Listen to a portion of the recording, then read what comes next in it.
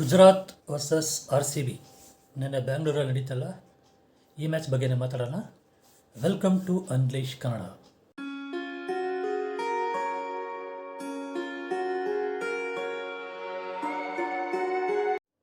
ನೆನ್ನೆ ಯಾರ್ಯಾರೆಲ್ಲ ಮ್ಯಾಚ್ ನೋಡಿ ಫುಲ್ ಬೇಜಾರಾಗಿದ್ದೀರಿ, ಎಷ್ಟು ಬೇಜಾರಾಯಿತು ಮ್ಯಾಚು. ಸ್ಟಾರ್ಟಿಂಗಲ್ಲಿ ಗುಜರಾತ್ ಟಾಸ್ ವಿನ್ ಆಗಿ RCBಗೆ ಬ್ಯಾಟಿಂಗ್ ಕೊಟ್ಟರು. ಏನಂದರೆ ಎಲ್ಲ ಕಡೆ ಅಲ್ಲಲ್ಲೇ ಹೋಗ್ಬಿಟ್ಟು ವಿನ್ ಆಗ್ಬಿಟ್ಟು ಇಲ್ಲಿ ಬ್ಯಾಂಗ್ಳೂರಲ್ಲಿ ಬಂದು ಸೋಲ್ತಾರೆ ಅಂತ ನಾನು ಎಕ್ಸ್ಪೆಕ್ಟೇ ಮಾಡಿರಲಿಲ್ಲ.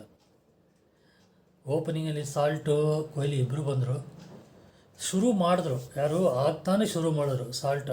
ಅಷ್ಟು ಬೇಗ ಮೊಹಮ್ಮದ್ ಸಿರಾಜ್ ಬೋಲ್ಡ್ ಮಾಡಬೇಕು ಸಾಕಿದ್ರು.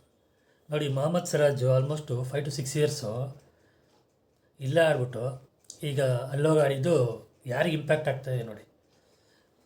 ಕೊಹ್ಲಿ 6 ಬಾಲ್ಗೆ 7 ರನ್ನು. ಇವರು ಅರ್ಷದ್ ಖಾನ್ ತೆಗೆದ್ರು, ಯಾರೋ ಪ್ರಸಿದ್ಧ ಕೃಷ್ಣ ಇದಕ್ಕೆ.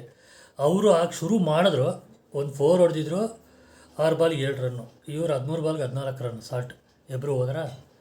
ಪಡಿಕಲ್ ಅಂತ ಅನ್ಎಕ್ಸ್ಪೆಕ್ಟೆಡ್ ಭಯಾನಕ ಬೋಲ್ಡು, 3 ಬಾಲ್ಗೆ 4 ರನ್ನು ಸಿರಾಜ್ ಮಾಡಿದ್ದು.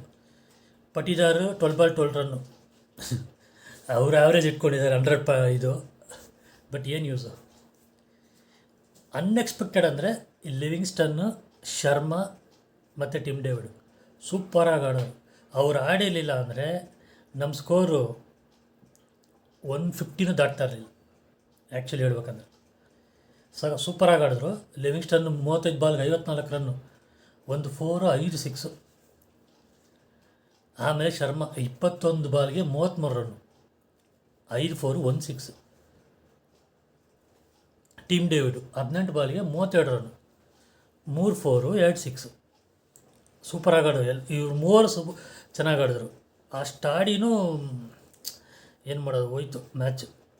But still okay. ಈಗ ಸ್ಟಾರ್ಟಿಂಗ್ 2 ಮ್ಯಾಚ್ ಆಗಿದೆ ಅಷ್ಟೇ. ಇನ್ನು 3ನೇ ಮ್ಯಾಚ್ ಇದು ಸೋತೋಯ್ತು. ಪ್ರಾಬ್ಲಮ್ ಇದನ್ನು ತಲೆಗೆ ತಗೊಳ್ದು ಹಂಗೆ ಆಡಬೇಕು. ಅವರು ತಲೆಗೆ ತಗೊಂಡು ಏನಾದರೂ ಆಡಿದ್ರೆ ಎಷ್ಟಾಗತ್ತೆ, ಏನು ಮಾಡ್ತಾರೋ ಗೊತ್ತಿಲ್ಲಪ್ಪ. ಅದರಲ್ಲಿ ಇವರು ನೆನ್ನೆ ಅಂತೂ ಏಜಲ್ವುಡ್ಗೆ ಸಿಕ್ಕಾಪಟ್ಟೆ ಹೊಡೆದು ಬಿಸಾಕ್ಬಿಟ್ರು. ಆಲ್ಮೋಸ್ಟ್ 3.5 ಓವರ್ಸ್ ಮಾಡಿದ್ದು 43 ರನ್ನು, ಒಂದೇ ವಿಕೆಟ್ ತೆಗೆದಿದ್ದು. ಅನ್ಎಕ್ಸ್ಪೆಕ್ಟೆಡ್ ಅಂದರೆ ಅದೇ. ಅದು ಬಿಟ್ಟರೆ ಇವರು ಯಾರು, ಕೃಣಾಲ್ ಪಾಂಡ್ಯ 3 ಓವರ್ 34, 11.33 ರನ್ ರೇಟಲ್ಲಿ ಹೊಡೆದಿದ್ದಾರೆ. ಚೆನ್ನಾಗಿ ಮಾಡಿದ್ದು ಭುವನೇಶ್ವರ್ ಕುಮಾರು. ಆಮೇಲೆ ಎಸ್ ಡಯಲ್ 4 ಓವರ್ಗೆ 23 ರನ್ನು. ಆಮೇಲೆ ಎಸ್ ಡಯಲ್ 3 ಓವರ್ಗೆ 20 ರನ್ನು. ಚೆನ್ನಾಗಿತ್ತು ಅವ್ರದ್ದು. ಎಸ್ ಡಯಲ್ಗೆ ಏನಂದರೆ ವಿಕೆಟ್ ಬಿದ್ದಿಲ್ಲ, ಭುವನೇಶ್ವರ್ ಕುಮಾರ್ಗೆ 1 ವಿಕೆಟ್ ಬಿತ್ತು.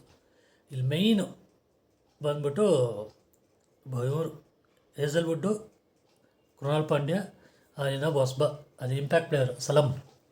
ಆ ಮನುಷ್ಯನಿಗೆ 3 ಓವರ್ಗೆ 35 ರನ್ ಹೊಡೋರು.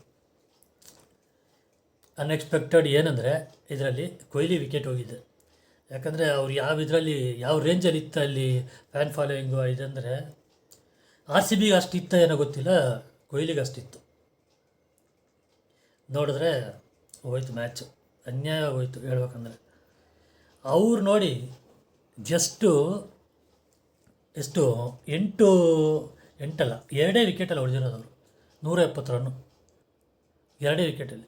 ಓಕೆ, 8 ವಿಕೆಟ್ ಇದರಲ್ಲಿ 13 ಬಾಲ್ ಇರುವಾಗಲೇ ಒಟ್ಟು ಸಾಕಿದ್ರು. ಸಾಯಿ ಸುದರ್ಶನ್ ಯಥಾ ಪ್ರಕಾರ 36 ಬಾಲ್ಗೆ 49. ಆ ಮನುಷ್ಯ ಅಂತೂ ಅಷ್ಟು ಈಸಿಯಾಗಿ ಬಿಟ್ಕೊಡೋದೇ ಇಲ್ಲ ವಿಕೆಟ್ನ. 7 4 1 6. ಗ್ರೌಂಡಲ್ಲಿ ಯಾವ ಲೆವೆಲ್ ಗಾಡಿ ಇರ್ಬೋದು ನೋಡಿ ಅವರು. ಗಿಲ್ಲು ಆ್ಯಕ್ಚುಲಿ ಹೇಳ್ಬೇಕಂದ್ರೆ ಗಿಲ್ ಅಷ್ಟು ಫಾರ್ಮಲ್ಲಿ ಇಲ್ಲ. 14 ball 14 runs. Jos Buttler 39 ball 73 run, 5 4 6 6.